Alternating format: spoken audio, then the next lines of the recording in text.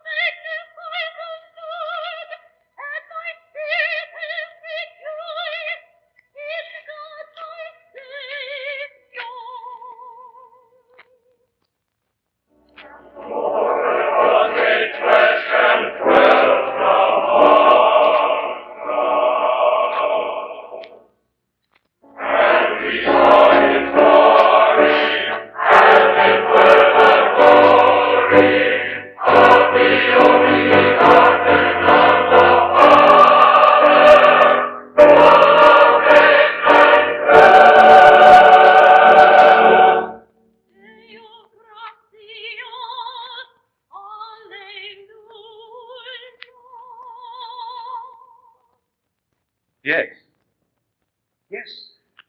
A man must not walk in darkness. He must look for the light. But where is he to find the light? The true light mentioned by St. John in his last gospel. This is the year 1841, and I'm 22 years of age. I'm a baker by trade in the city of New York. I'm a partner with my brothers John and George, and we're doing very well. The name Hecker Brothers is something to be proud of. And yet, is that enough? To make a good loaf of bread at a fair price? What is the meaning of my existence? Friend Isaac, you ask a lot of life. If you knew the answer to that question, you would be one with the immortal. I don't want to be an immortal. I just want to know where I'm going, Mr. If Brownson. we're going to be friends, you had better stop calling me mister. People who can bear to put up with me call me Orestes. Orestes. Now there's an odd name. For a Christian, I mean. Oh, I don't know. Bit on the bloody side, perhaps. All that business about avenging the murder of his father Agamemnon. But he was a fighter, you'll have to admit that. I wouldn't think of denying it. Of course, I never had any Greek in school, but it always seemed to me that the word Orestes had something to do with mountains. And so it does, friend Isaac, so it does. I spent my life climbing one mountain after another. Mountains of debate and argument. But I don't want to argue with you. I just want to know... There you go again. Though not content to ask the questions, you want to know all the answers, too. Well, there must be some answers somewhere. I used to think it might be in politics. For a while, I worked very hard for the Equal Rights Party. Equal rights? Don't talk to me about equal rights, my friend. The people I know don't want to be equal with other people in anything. They want a little more than anyone else. In fact, they want a lot more. They want it all for themselves. Sorry. I didn't know you felt so bitter about people. I don't most of the time. It was the last election for president that did it. Merciful heaven! Anybody who can choose Harrison over Tyler deserves exactly what he gets. No, Isaac. The answer is not to be found in politics. Not for me, anyway. Well, what is it then? Philosophy? Maybe. I'm not so sure. There's a lot of moonshine in this thing they call philosophy. A kind of midsummer madness that can trip you up when you least expect it. You better be careful, Isaac. What else is left? Religion? I'm not so sure about that either. My mother was a Lutheran. My father was a Methodist. It seemed to work out very well for them. I know. You can't always wear someone else's clothes. My mother and father were Congregationalists. They died when I was a youngster in Vermont. I liked the Congregationalists fine until I started dreaming a lot about heaven and hell. And I thought maybe I ought to be a Methodist. Guess the Methodists weren't so sure. In the end, I wound up a Unitarian, and now I don't know what I am, Isaac. I don't even know what it is I'm looking for. Maybe it's something different we're trying to find. Something halfway between philosophy Don't and be religion. absurd, Isaac. For you and me, there's no halfway house. With us, it is all or nothing. Sometimes you scare me, Orestes. Does it have to be nothing? Isn't there some place where people try to put themselves in tune with heaven? Without getting too technical about it, I mean. I know. You want a cooperative paradise here on Earth. A nice social program with a few hymns thrown in. You want something just like Brook Farm. Brook Farm? Yes. Yes, why not? They like to think they're in tune with heaven. I'll tell you what, Isaac, I'll take you up there tomorrow, just outside of Boston. I'm not so sure they have the answers for all of your questions, but I know one thing. They have all the hymns. Let's be the time and time. Our hearts in Christian love. The fellowship of kindred wise is thine to let above.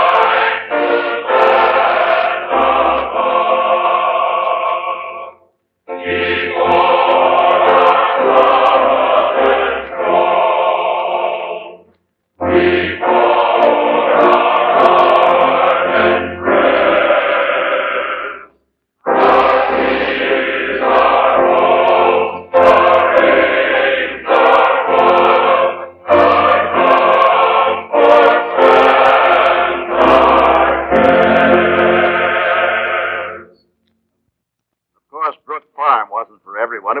fight for people like Brownson, Alcott, and Margaret Fuller, and George Ripley and his wife, but it was just a little too vague as far as Isaac Hecker was concerned. As for Orestes Brownson, well, perhaps it's time we looked in on Henry Thoreau. Please, do we have to talk about Orestes Brownson? It's such a nice, quiet evening. If you listen, you can hear the frogs down in Walden Pond. And they never want to argue about anything. Oh, mind you, I'm not complaining about Orestes Brownson. I admire him for many things. He's a good man, in a vigorous kind of way, but you can hardly hear yourself think when he's around. I find it much easier to talk with Isaac Hecker. Oh, yes. Yes, he's staying with us, here, now, at Concord. And I must say that my wife and I enjoy his company. Oh, no. I don't see too much of the people at Brook Farm. I go my way and they go theirs. They're still looking for God out beyond the horizon somewhere. And I see him everywhere I turn. In every blade of grass that grows. In every bird that flies. I think that Isaac Hecker does too, but he still keeps on looking for something else. I wonder what. Is it the soul, or is it the oversoul? Let's ask Ralph Waldo Emerson. Mr. Emerson, what do you think Isaac Hecker is looking for? I think it's the Roman Catholic Church. And it's all the fault of Orestes Brownson. He's tried nearly everything else. Now he's going to have a fling with the papers. Well, I can't say I'm surprised at Brownson, but I had expected better things of Isaac Hecker. Emerson, are you certain about this? Of course I am. It hasn't happened yet, but it will. Brownson is leading him on all the time, and Hecker is following him just like a lamb. But why? Mr. Thoreau, Who can say? You and I can find God in a lot of places, but with Brownson, it has to be in the church. Preferably I don't think you're being quite fair to either of them now. fair. What does being fair have to do with it? A fact is a fact. God is not to be found in the church. God is to be found in man. If Isaac Hecker wants to find the truth, let him speak out for the truth which is already inside him, not truth which is inside someone else. Thank you, Emerson. That's just what I'm trying to do. But the road ahead isn't always too clear. It is for me. Is it true that you've decided to become a Catholic? Yes. That is, they'll have me. What did I tell you? What about Orestes Brownson? Has he left us too? No, at least not yet. I don't understand. You must be patient with Orestes. He's quick to join an argument, but slow to make a decision. Incredible. First the lion leads the lamb, and now the lamb leads the lion. I hope it will make no difference in our friendship. I hope so too. Why don't you come with me, Henry? No. I couldn't do a thing like that. Nor could I. If the time ever comes when I feel the need of a creed or dogma, I shall write my own. And, how should it begin? It would begin and it would end with the same word. I do not pretend to comprehend the truth, but if there is a truth, I am quite confident it is able to comprehend me. Oh, very good. Very good. I could go along with that, I think. So could I. The only difficulty is it doesn't go far enough. I know you want to be bound hand and foot by somebody or something. You want to say your prayers in Latin and burn incense before high altar. You're starved with coloring or so. No, it isn't that. That isn't it at all. Well, then what is it, Isaac? Oh, I know. You haven't been sleeping well lately, have you? You've been having dreams and visions, haven't you? If I tell you the truth and say yes, you're bound to misunderstand. And why not? Dreams and visions. Really, Isaac. Enough is enough. I bid you goodbye. I'm sorry, Isaac. We're all going to miss you. When do you leave? Tomorrow, I'm to see Bishop McCloskey at St. Patrick's in New York. And then? Belgium, if it can be arranged. I want to study with the Redemptorists. You mean you're going to become a monk? Oh, come now, Henry. It isn't as bad as all that. What will your mother say? Your brothers, your sister? Well, I don't know. I can only say, hope that, well, Mother always understands. She knows that one has to follow one's own conscience, no matter what happens. And those dreams of yours, what about them? Did you have a good look at the future? Did you see everything that is going to happen to you? No, of course not. Half the time, I can't even remember what it was I dreamed. But I can tell you this, Henry. I have the feeling now that I have a certain work to do. I don't know what it is exactly, but it's something that is expected of me. And I have to prepare myself accordingly. Does that make any sense to you? No, I'm afraid it doesn't.